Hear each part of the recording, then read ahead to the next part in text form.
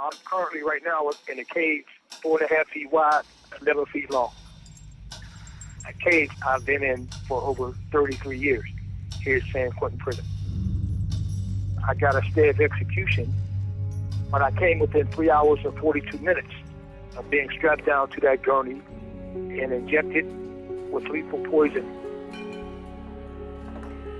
This horrible, horrible massacre of a family in Chino Hills, California happened on June 5th of 1983. It was a scene out of Helter Skelter or the Manson murders. It was blood everywhere. It was absolutely horrific. The sole surviving victim identified the three assailants as three white or Mexican men. Kevin Cooper had been serving a 4-month sentence for burglary in the Chino Institution for Men, which was a minimum security prison. So Kevin was out there and he saw a hole in the fence and he did what he did all his life to escape from his abusive father, and he ran, he escaped. He finds this house that seems to be vacant quite near the Ryans, about 150 yards away from where the Ryans lived.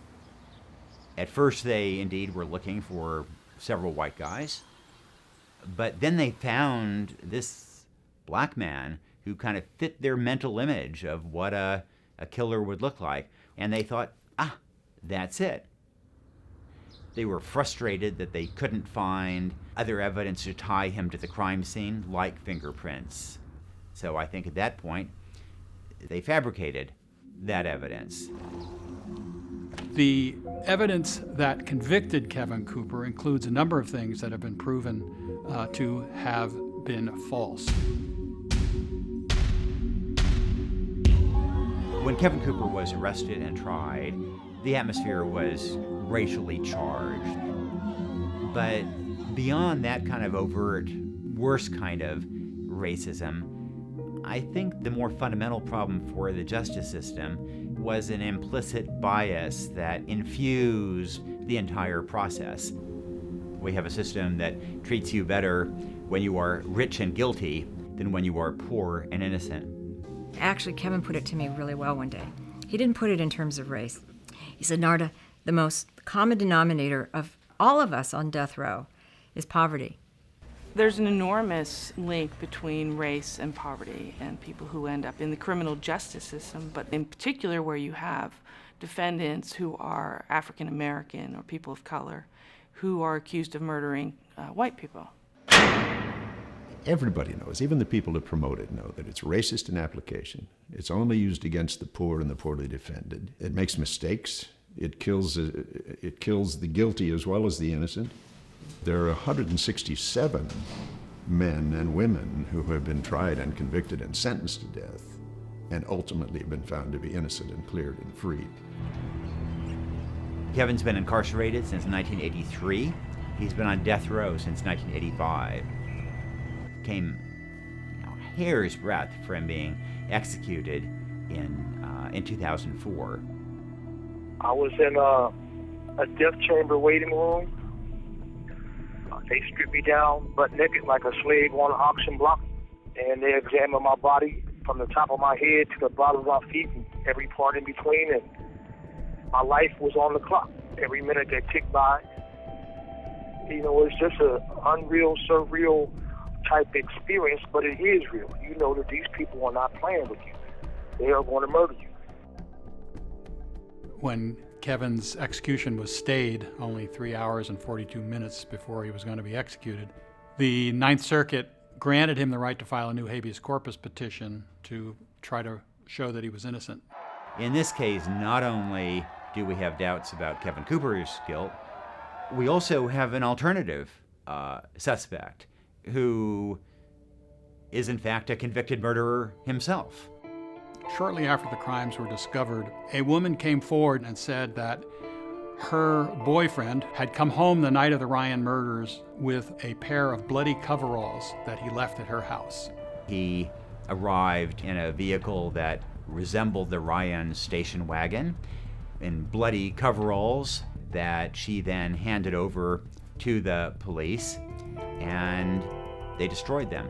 We have obtained his DNA, and we are hopeful that it'll show that Kevin Cooper was not the assailant. I'm waiting for the DNA testing. I wrote several columns calling for that testing. You can have the worthiest cause in the world, but if no one's paying attention to it, it won't get resources and it won't get addressed. I really wanted to come here and go to San Quentin, go to death row, and I just want to meet him face to face. I never want to take away from the people that have been doing this longer than me, but if I know my power and I know I can do something, just let me be the final push at the end where everyone else has done like the real groundwork. I never want to take that away from anybody. So I've never met Kim Kardashian. I was really gratified to see that she tweeted my Kevin Cooper column and called on Jerry Brown to review the case. Kim Kardashian face-to-face with a man convicted of killing. Kim Kardashian was just spotted at one of America's most notorious prisons, San Quentin Prison, where she paid a visit to death row inmate Kevin Cooper. First tweeted about Cooper's case in October, writing to then Governor Jerry Brown, quote, Governor Jerry Brown and Gavin Newsom both have requested additional DNA testing. When the crime first happened, DNA testing was not available.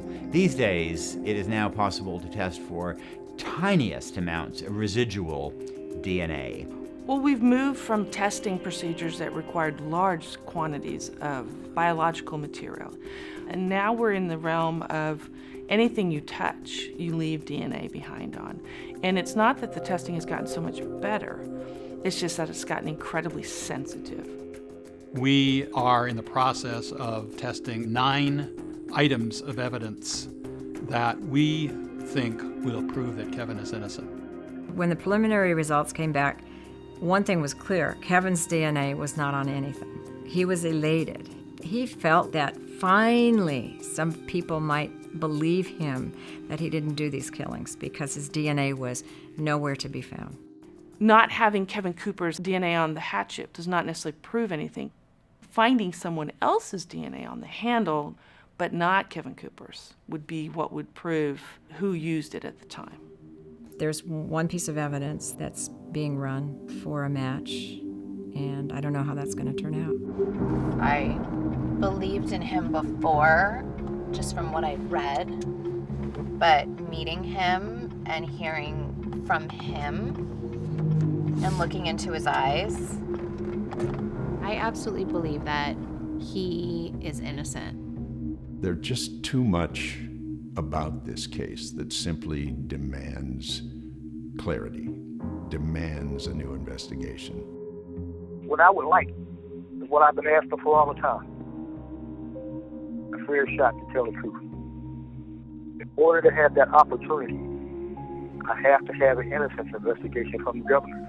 I cannot sign off on executing hundreds and hundreds of human beings, knowing that among them will be innocent human beings. We've asked for an innocence investigation so people will understand that there's a lot more to sentencing people to death than just finding a murderer and saying that person should die. It will demonstrate that we have had a man in prison on death row for over 30 years who did not commit the crime. And it will be a thunderclap that will undercut the existence of the death penalty in California and will begin the process of ending the death penalty in the United States. And if we get this hearing and we get this exposed, I have to believe that I will take my place out there with you to fight against oppression. That's what I want. That's what I need.